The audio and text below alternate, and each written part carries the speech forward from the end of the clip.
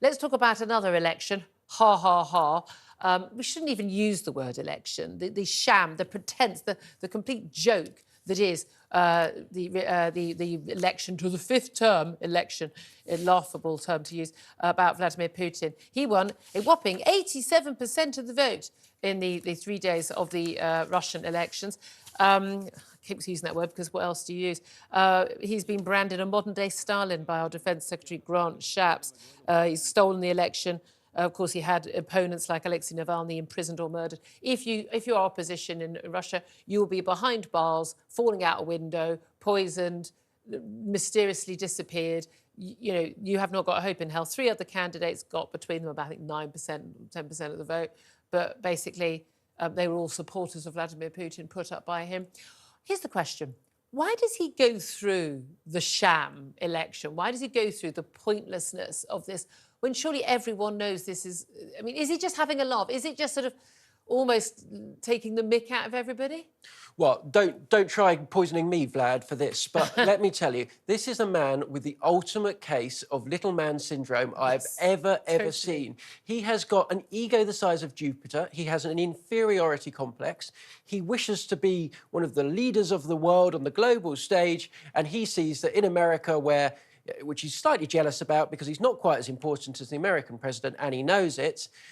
They have these elections, and he wants to say, well, we're doing it all the same. It is theatrics in order to sate his ego. It's offensive to me. It's disgraceful. And I wish on this day, actually, we could spend a little bit of time thinking about Alexei Navalny, some of the real Russian heroes that have given their lives in order to try and let the Russian people choose their own future. Not the West's choice for them, by the way.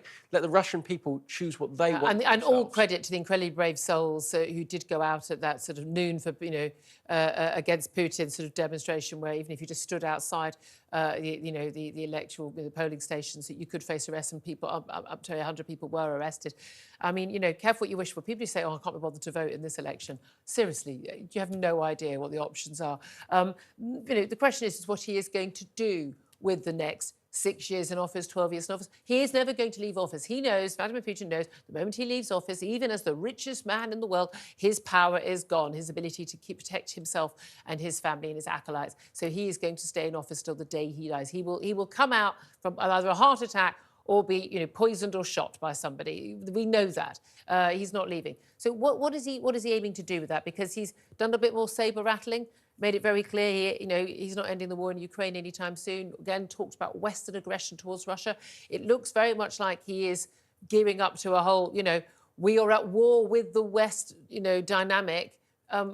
This is always scary because, as we know, it's not just talk when it comes to Vladimir Putin. No, this is undoubtedly, and this has been a long war, in my view, the most dangerous moment we have faced yet.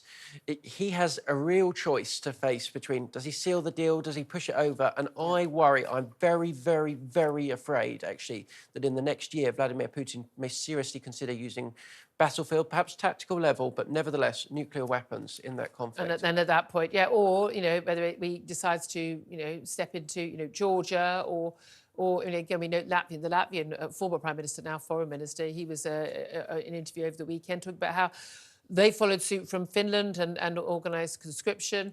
And basically having as Israel does, you train, people are required to be trained up, and then you've got an army you could just call up at a short notice.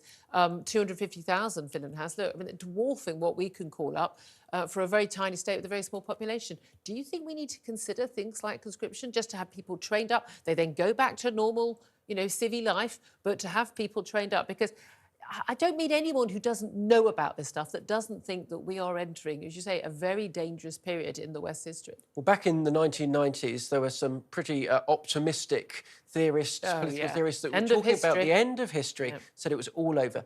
This is not the end of history. This is the West, the free world, entering a bleak and dangerous chapter in our global story. China could invade Taiwan tomorrow, potentially plunging the world into a real serious conflict, because the Americans would have to defend the Taiwanese against China. Vladimir Putin, Iran, terrorists in the Middle East. This is a dangerous time, and I think we all need to get used to the fact that we're going to have to spend more on defence, we're going to have to give more to defence, and yes, I suspect within the next 20, 30 years we will have to consider things like conscription. I would think within the next 5, 10 years, actually, much sooner than that. I'm thinking it's a lot cheaper to do it now.